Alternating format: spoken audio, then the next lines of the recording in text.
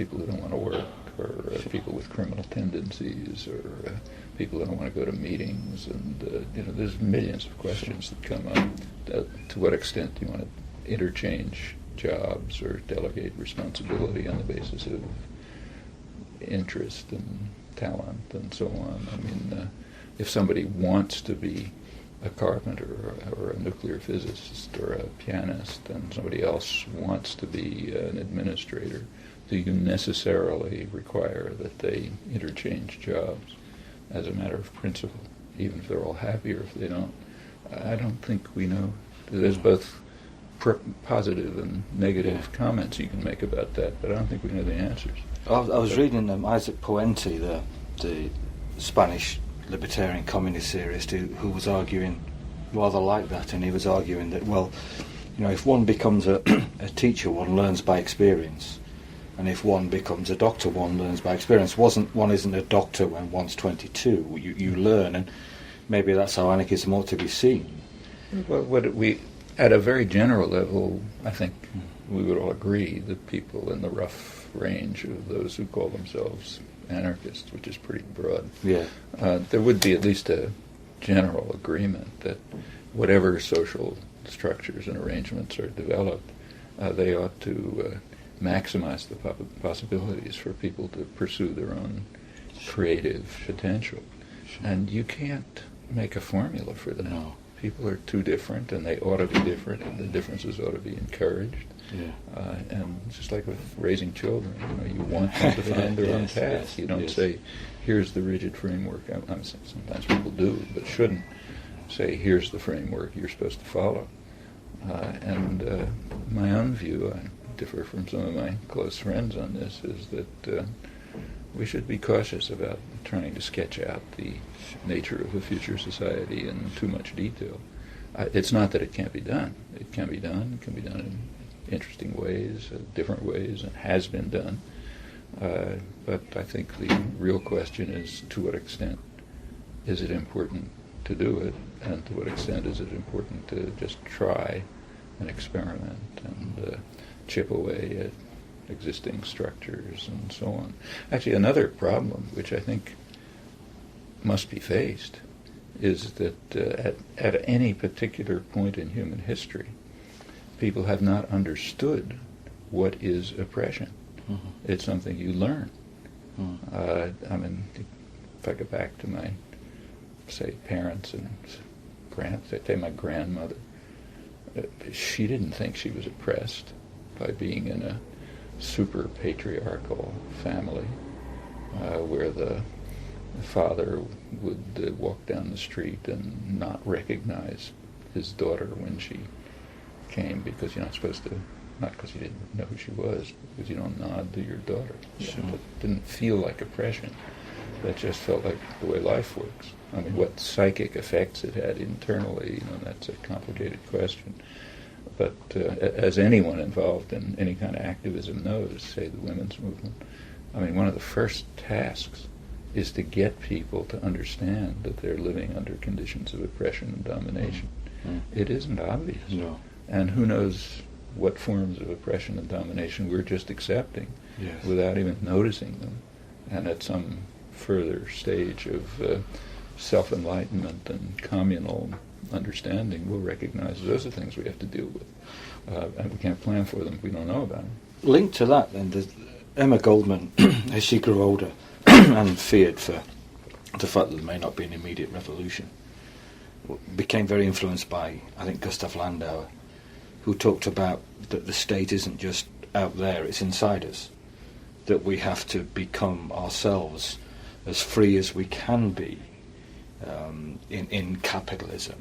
That in fact she was always worried that there may be a chance that people won't be ready for revolution, and that there is a way of developing the politics of the personal, so maybe more people could be ready to experience that life that's possible.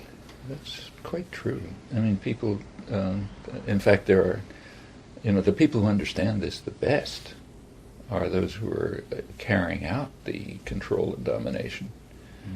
In the more free societies like the United States and England, where popular struggles have won a lot of freedom over the years, and the state has limited capacity to coerce.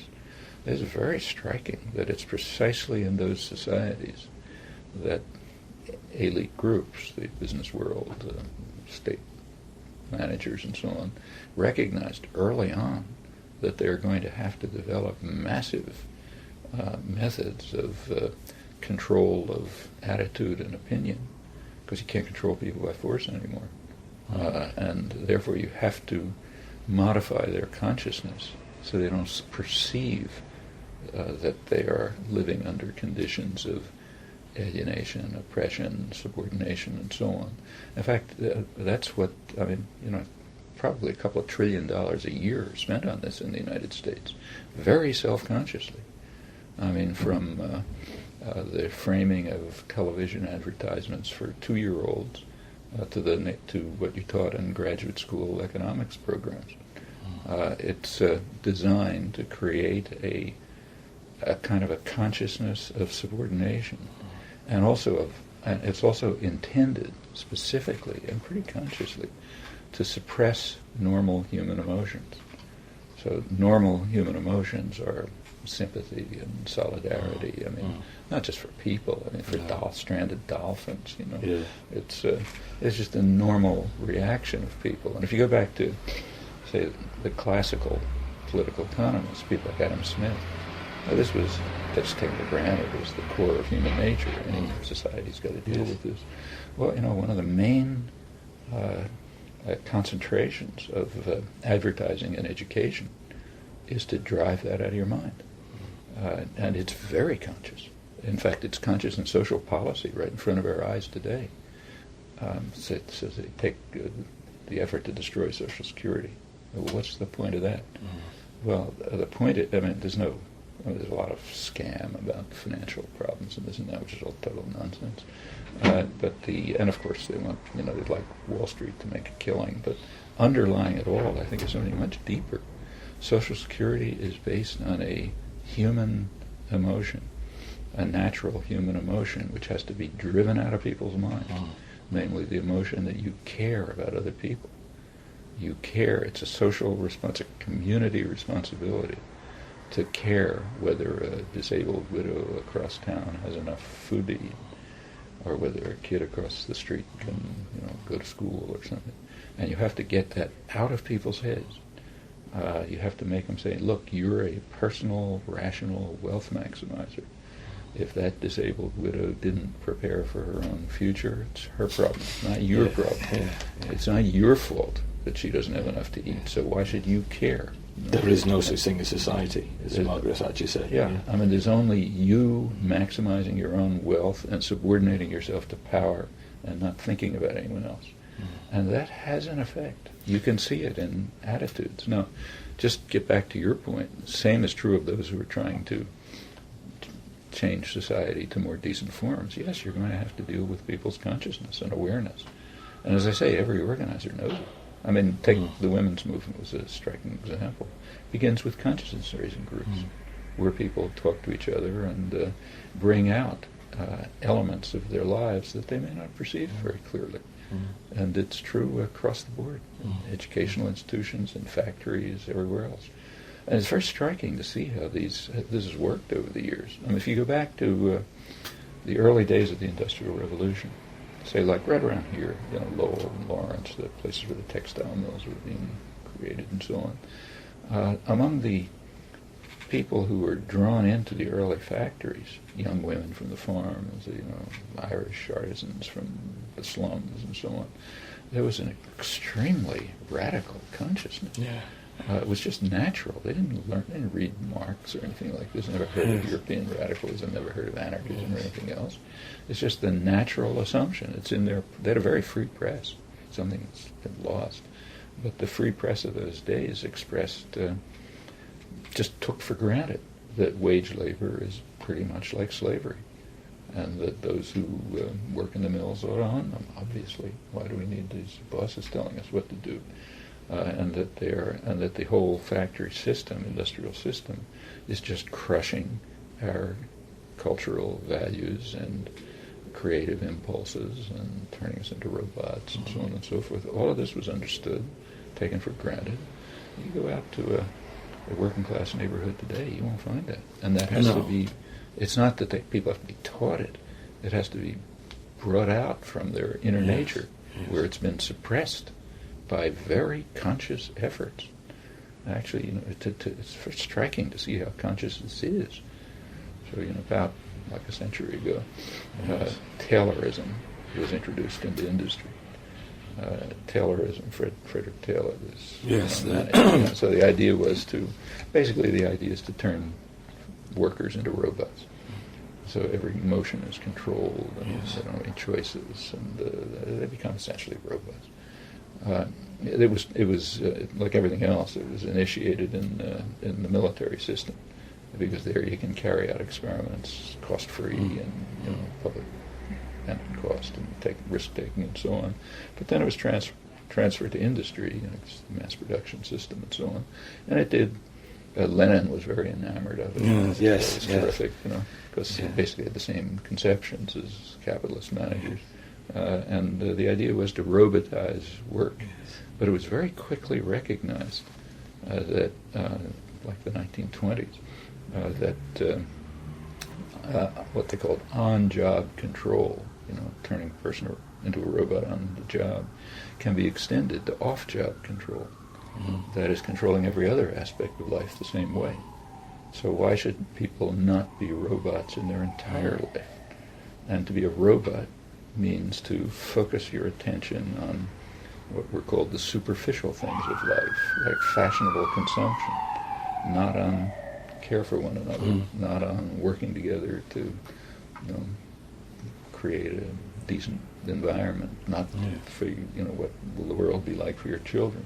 Just turn you into a passive consumer, an obedient a person who pushes buttons every couple of years and is taught that's democracy, follows orders, don't think, and identify your own value as a human being in the amount of useless consumption that you can carry out. And that's off-job control, and it runs through all the institutions, and it's a huge industry. Yes. And yes, to overcome off-job control and make people realize that your value as a human being isn't how deep you can go in debt and how many credit cards you can max out to get commodities you don't want. That's not your value as a human being. It's something else. I mean, when you go to a mall and over the weekend, and you see young kids who are in their spare time, young girls usually, their spare time, what's fun, is window shopping. Yeah. Yes. I mean, that's if they want to do it, you can't say don't do it. But what this tells you about how people's consciousness has been modified by off-job control is pretty frightening. Yes, yes. Linked to that as well, one of the things that I think is striking when you look at the history of anarchism is that at its most popular, it was almost an organic movement and answering community needs. The Jewish anarchists in New York in the 1890s, in Spain obviously, but Argentina, as you mentioned, France. Isn't community also being destroyed by things such as technology, where now there are more communities in cyberspace than maybe the type of community that you or I may have grown up? Myself, just a coal mining community where you knew everyone and everyone knew you, and yes, there were tensions, but you had that sense of relationships. Isn't that really going very quickly, and isn't technology helping that go? Well, in my view, technology is a pretty neutral instrument. Right. It could go in that direction, it could go in opposite directions. Right. I mean, technology could, in fact, be used to let the workforce in a factory run it without any managers, by providing people at the workbench with real-time information that would enable them to join with others in making sensible decisions. That's another use of technology. Sure, of course, that technology doesn't get developed. And in fact, there are very interesting studies of how it does work. So one of the main studies was done by, some of the best was done by David Noble, who used to be here and a little too radical. Yeah. Doesn't be here anymore. Yeah. But he did some terrific work on lot of things, but one of the main topics he studied was what's called numerical processing. That is, computer-controlled machine tool production, that kind of thing. And that was, like everything else, developed in the military system, where you can do it at public cost. Right. But it was designed. There were a lot of different ways of designing it, he points out. So one way of designing it would have been to eliminate managerial levels and put decision-making into the hands of skilled mechanics, who sort of knew what they're doing. They're usually the people who know more anyway than the guys in the offices upstairs. Yeah. And I'm sure it was true in the coal mine. Yeah. The guys in the coal mine work, the guys down there, Yeah. not the one who's sitting in an office in New York somewhere. But so put the decision-making into their hands, and the technology could have been designed for that. And studies were done showing that would even increase profits. But it was done the opposite way. It was done in such a way as to increase levels of management control, which is highly inefficient, to de-skill mechanics, and to turn them into robots who would just push the buttons. Yes. Well, that's a choice as to how to use technology. And it's a kind of class warfare. Mm-hmm. But it has nothing to do with the inherent nature of technology. And I think the same is true here. Right. However, the point you make is an interesting one, and I don't know what's going to come of it, but it is true that there are virtual communities, Yes. which are very real. I mean, Yeah. I would say that 95% of my close friends I've never seen. Yes. We just interact all the time on the internet.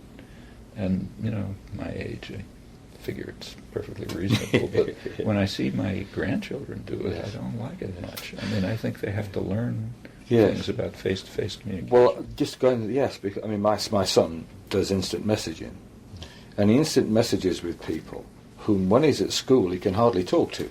Yeah. But it provides a neutral framework. But I worry enormously because I'd rather he spoke and interacted. I agree with you. I don't know what kind of effect this is going to have on young kids growing up. Right. I mean, they live in an imaginary world. Yeah.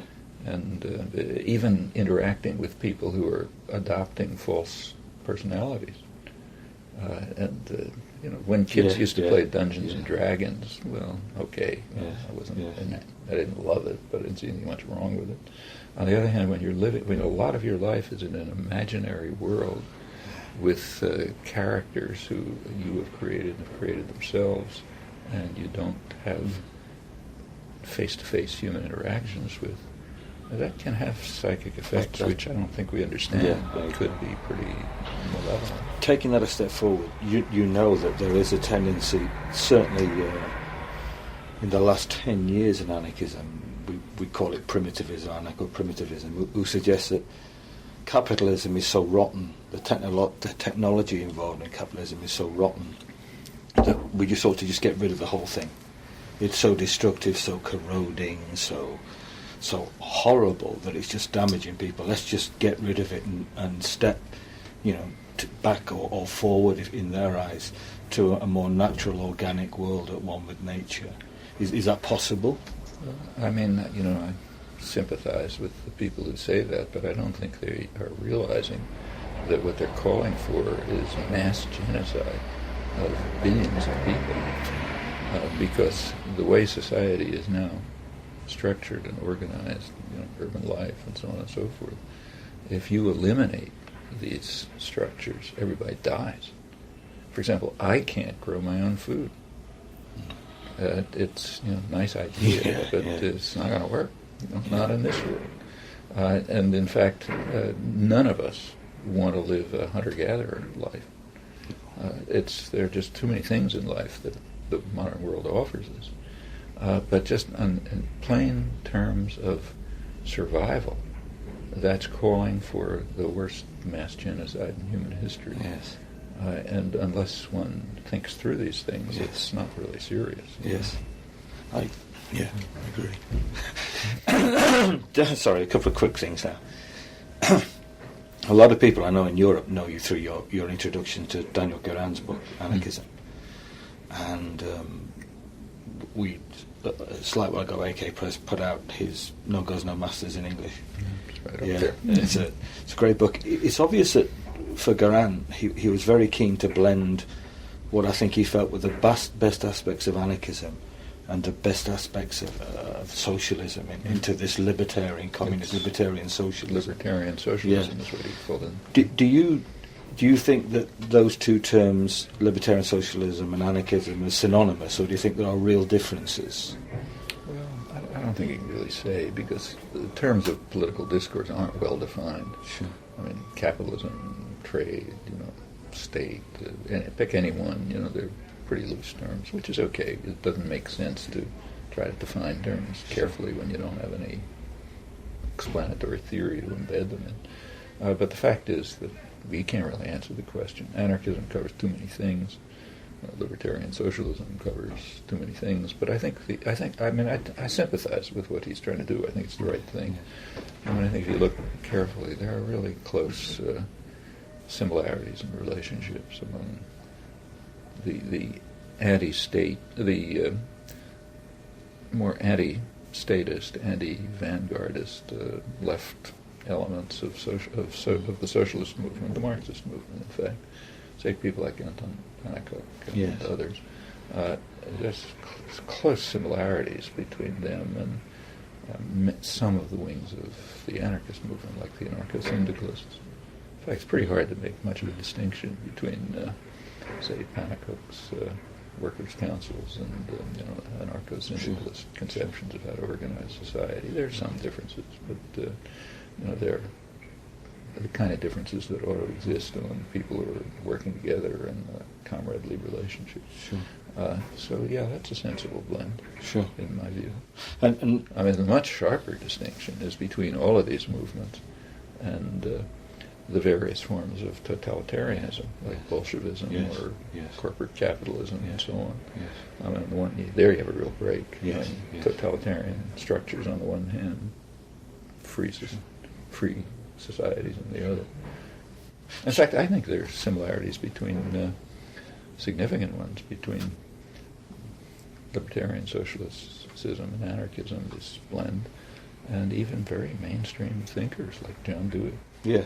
Yes. There are striking similarities. Well, I know he was quite influenced by Stelton, the modern school, and he took a lot of those ideas and thought about the visitors. His basic view was that unless we eliminate what he called industrial feudalism and turn it into industrial democracy, which means pretty much workers' control, then the whole formal democratic system doesn't really mean very much. And he comes straight out of the mainstream American histories of Americans' apple pie. A couple of quick things. I know from reading you're very much impressed, I think, when we go by people like Pannekoek and go to that left communist strand. I take it you don't see a danger of things like workers' councils or the work of Pannekoek or Gore to lead into another form of totalitarianism. You think that breaks from that? No, I think there's plenty of danger. Right. But there's also danger that participatory economics could lead to totalitarianism. Every one of us has been in movement meetings, and we all know the dynamics.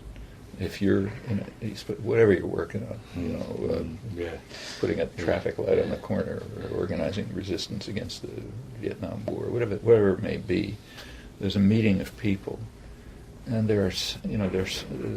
we differ in our levels of tolerance for boring activities. Some people just drop off pretty fast, like me, for example. I just can't tolerate too much of it. Other people are really committed to basically controlling it. And there is a natural dynamic in which the most free, cooperative, libertarian structure can turn into an authoritarian one, just by virtue of who's going to stick around and take enough control and finally make the decisions, and everybody wants to go do something else, and so on and so forth. But those are always dangerous. The last person standing. And you'll never overcome them. We're all perfectly familiar with it from groups of friends, affinity groups working on something or other. Yes.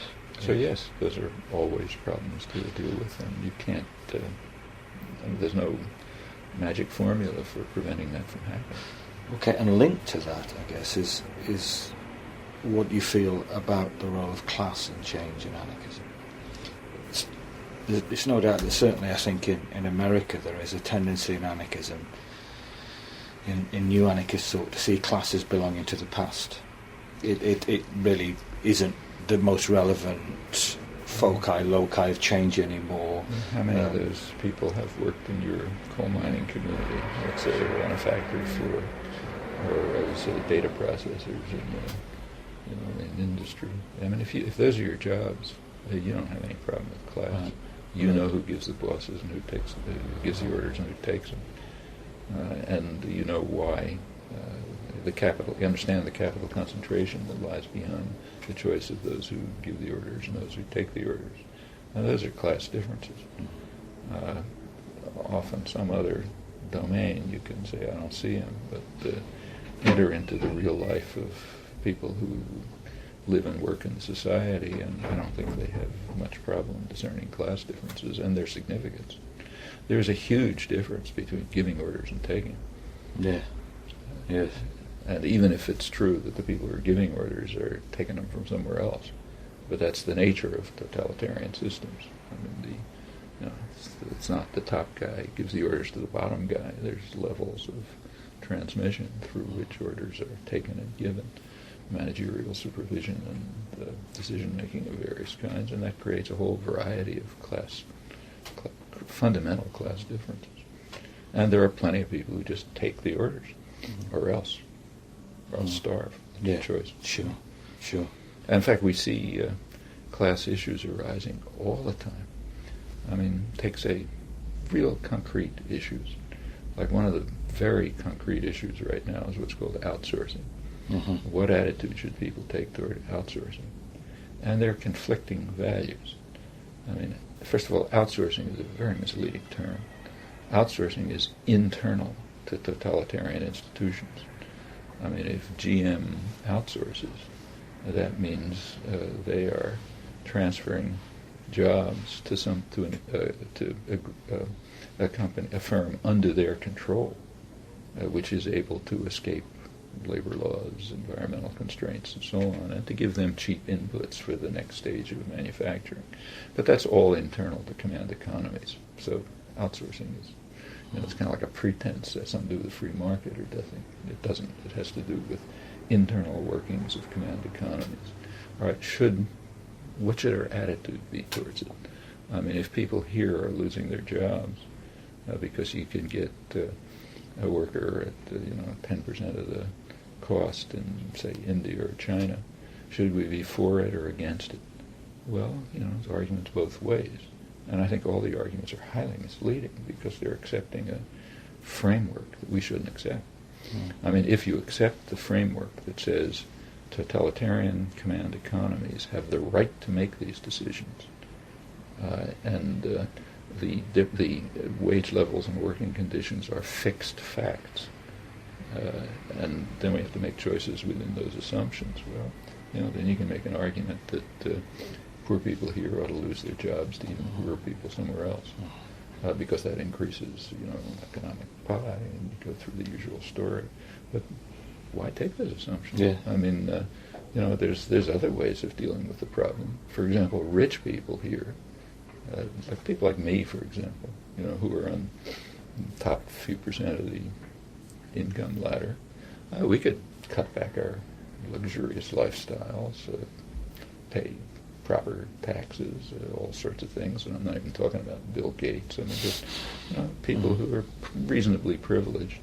Instead of imposing the burden on the poor here, and say, well, you poor people have to give up your jobs because even poorer people need them over there, we could say, okay, we rich people will give up some small part of our ludicrous luxury and use it to raise living standards and working conditions elsewhere, and to let them have enough capital to develop their own economy by their own means, and then the issue won't arise. But it's much more convenient to say poor people here ought to pay the burden under the framework of command economy totalitarianism. That's the easy way. But if you think it through, it's certainly not the only way. No, it's not. No. And almost every social issue you think about, real one, live one, the ones you write on the table, Sure. Has these properties. Right. We don't have to accept and shouldn't accept the framework of domination of thought and attitude that allows only certain choices to be made. And those choices almost invariably come down to how to put the burden on the poor. Yes. That's class warfare. Yes. You don't want to call it class, don't use the word, but it's class Yes. warfare, Yes. even by real nice people like us who think that it's good to help poor workers in Yeah. China. Yeah. But within a framework of class warfare which preserves our own privilege and transfers the cost to the poor here. And these are Critical. again Critical. matters of raising consciousness among very decent people, Yeah. our friends. Right. Here's a more grim question, I guess. Voltaire de Cleyre, in the 1900s, in an essay, talks about the hope she has of a peaceful change into a better world, and talks about then the masters who are creating such a system that they're going to reap a horrible whirlwind. Now, are we still in a situation where a peaceful transition to a freer, better world is possible for us? Or can we not say, or is it unlikely as the years go on? Actually, nobody knows. Right. But my own subjective judgment, low credibility subjective judgment, is that the opportunities for peaceful change are considerably greater now than they have been in the past. Right. And the reason for that is that the repressive apparatus of state and corporate power has been reduced. You can't break up strikes with Pinkerton guards anymore. They won't get away with it. You can't send out the police to smash up working class self-run towns like Homestead, Pennsylvania, and the National Guard. You can't get away with that anymore. Well, all that makes a difference. I mean, enough victories have been won. Yes. So that repression has reduced. I mean, just take a look at this simple question of how many workers get killed in labor action. Yeah. Well, it used to be very high. Oh, yes. And it went up to the late 1930s. Yes. I can remember it as a kid, workers getting killed in labor actions by security guards, Pinkerton's police and the rest of it. That has stopped. Yes. Maybe occasionally it will happen, but it's a substantial change. Certainly, when we look at the Emma Goldman papers, we look at the New York Times, or we get students to look at the daily papers of the 1890s.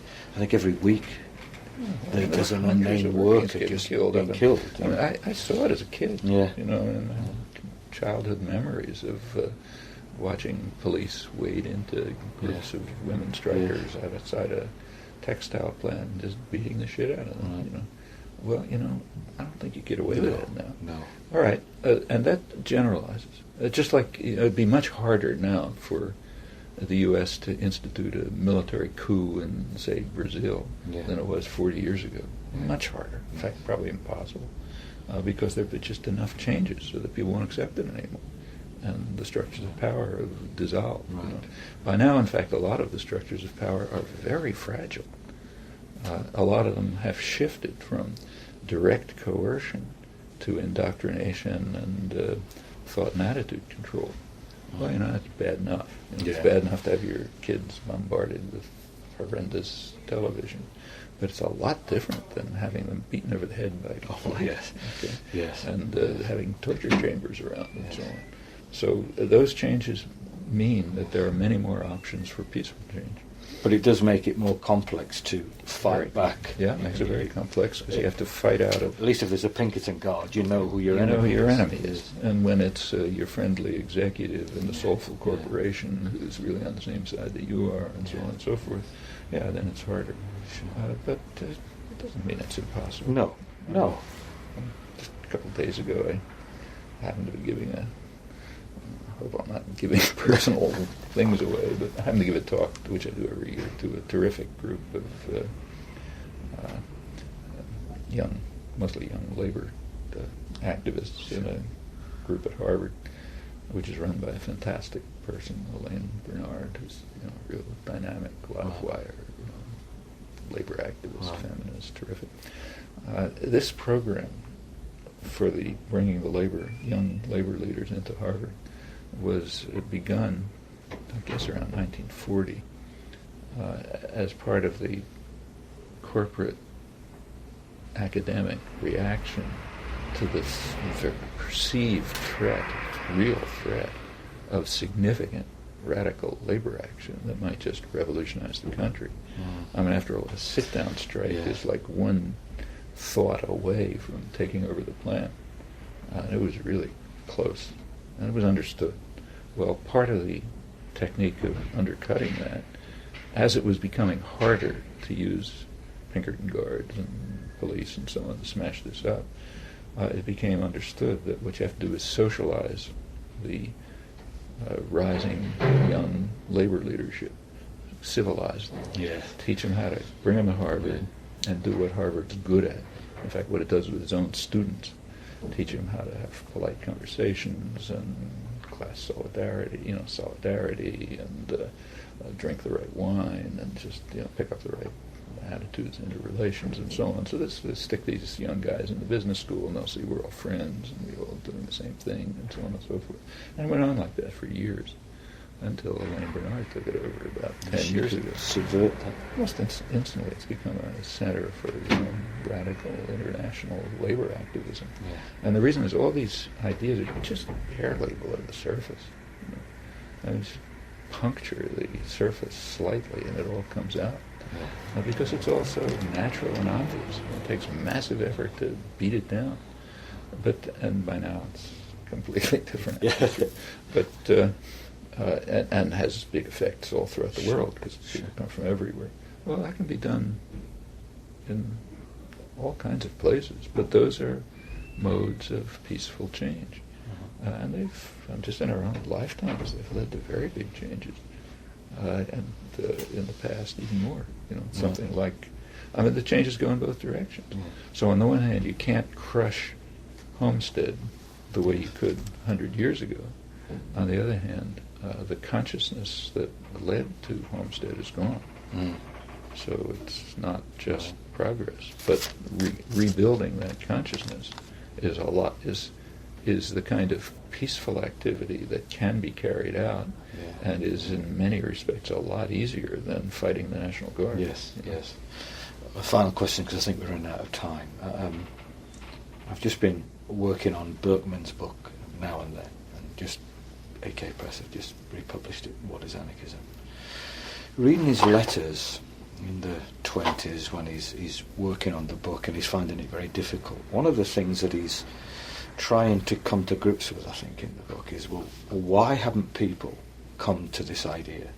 This idea, which to me is just common sense, is just what we were saying earlier, this natural instinct almost to solidarity and support. And I've seen Russia, I've seen totalitarianism in action. Why haven't anarchist ideas had a greater impact in the world? I think he's talking about. Now that's 80 years ago nearly, and the question we're also facing as people who at least believe, what is it, Emma Goldman says, anarchism is the only belief that shows men and women their true self, who they can be.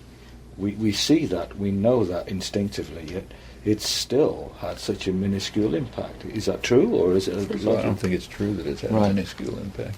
Right. I mean, a lot of the progressive social change of the past century, isn't anarchist. Like a progressive taxation isn't anarchist, Social Security isn't anarchist, but it's a reflection of attitudes and understanding, which, if they go a little bit further, do reflect anarchist commitment. And they are based on the idea that there really should be solidarity, sympathy, community, mutual support, mutual aid, and so on and so forth, and opportunities for creative action. And they're all based on these. They don't, they're subdued and channeled and modified, so they don't take real libertarian forms. But they're there, and they lead to social change. Why hasn't it gone further? Well, a large part of it is violence. So take, say, Berkman's experience in Russia. He entered into a violent totalitarian state. I mean, up until the Bolshevik takeover, coup, revolution, whatever you want to call it, up until that, there were very significant popular libertarian, sometimes anarchist initiatives all over, running from peasant anarchism in the Ukraine to workers' councils, the Soviets, and so on and so forth. Well, they were simply smashed by force, by great violence. I mean, Lenin and Trotsky were totalitarian extremists, and they had a theory behind it. They were kind of dedicated Marxists who believed that a backward, primitive country like Russia can't go to socialism. The master's principles tell us that. And therefore we have to drive the country by force through the stages of essentially state capitalist development, and then ultimately something will happen. I mean, they weren't repeating the master accurately. This required suppression of many years of Marx's later work, which were literally suppressed when he was studying the peasant societies in Russia and so on and so forth. But that doesn't really matter. I mean, the point is they had a conception, they used it, they had the force. It wasn't easy, like, to destroy Makhno's movement or Kronstadt or to eliminate the Soviets and so on. It wasn't a trivial operation, but it was carried out. And Berkman saw it, and he saw a vicious totalitarian society arising very much the way anarchists had predicted. Yes. I mean, Bakunin spelled it all out. Yes. In fact, even Trotsky in his early work before he joined it said what was going to happen, as did Rosa Luxemburg and others. But it happened. So, and that's their variant. Our variant was different. Berkman was writing right after Wilson's Red Scare, which made the Patriot Act look like a Tea Party. It was a violent repression run by the progressives, Woodrow Wilson and others, and not just affecting, anarchists, not just Emma Goldman, who was kicked out, but even people pretty much in the mainstream, like Eugene Debs, leading labor figure. Wilson was completely vindictive. Tossed him into jail because he raised some questions about the nobility of Wilson's war and refused even to grant him an amnesty when everyone else was granted an amnesty. This was real vindictive. And it really crushed independent thought, crushed labor, had a big effect. So it was violence. Alongside the violence, there is the rise of massive propaganda. That's the rise of the public relations industry to try to control attitudes and beliefs. But quite apart from that, there's something quite simple. There are disciplinary effects to the way life is organized. Take, say, students today. Students today have are more, in some ways, in a lot of ways they're freer than they were 60 years ago, their attitudes and commitments and so on. On the other hand, they're more disciplined. Yes. They're disciplined by debt. Yes. Part of the reason for arranging education so you come out with a heavy debt is so you're disciplined. Or let's take the last 20 years, the neoliberal years roughly, what's called globalization, but neoliberalism. A lot of it is, a very striking part of it is just aimed at discipline. It wants to eliminate freedom of choice and impose discipline. How do you do it? Well, if you have a couple in the United States now working, each of them 50 hours a week to put food on the table, you don't have time to think about how to become a libertarian socialist. What you're worried about is how do I get food on the table? Where can I shop cheaply? I got kids to take care of, and I got something to do with them. When they're sick, I've got to go to work, and what's going to happen to them? And that's well-designed techniques of imposing discipline. And there are costs to trying to be independent. Just take, say, trying to organize a labor union. If you're the organizer, there's going to be a cost to you. Maybe the workforce will gain, but there's a cost to you. We know there is. And we know what the cost is, not just in energy and effort, but just in punishment. Yes. And the people who are living in fragile circumstances they make a reasonable calculation. They say, why should I take the cost? I got to get by. So there are many reasons why normal instincts and attitudes don't come out. But, over time they often do. That's why we have social change for the better. Okay. Hey, thank you for your time. It's really kind. Okay. It's really kind of you. Great to meet you as well. Thank you for your thoughts. Okay.